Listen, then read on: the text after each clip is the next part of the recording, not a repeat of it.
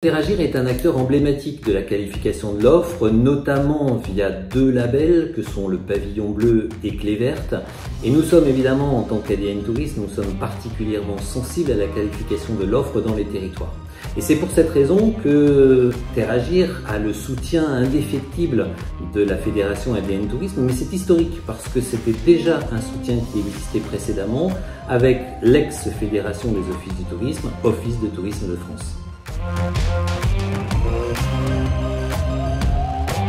Alors dès sa création, ADN Tourisme s'est engagé en faveur d'un tourisme responsable et de qualité.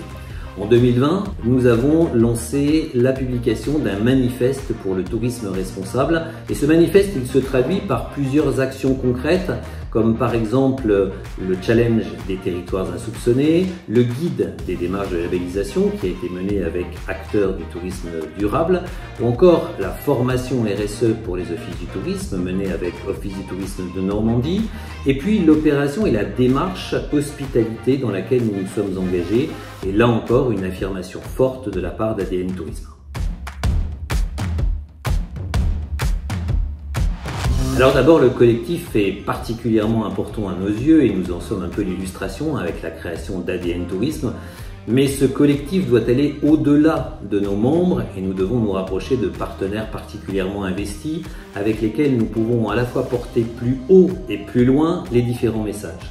Et Teragir, qui est à nos côtés, nous associe justement au jury de labellisation, ce qui nous permet d'une part d'élargir nos relations,